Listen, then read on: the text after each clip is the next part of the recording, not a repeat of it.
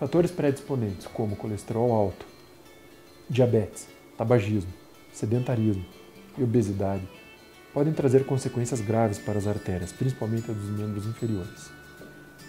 Quando os membros inferiores não recebem sangue adequadamente pela formação de placas de aterosclerose nesses vasos, os músculos não recebem oxigênio e começam a ter dor, sempre ao exercício. Essa dor vai progredindo até que pode chegar numa dor de repouso. É a famosa doença dos olhadores de vitrine.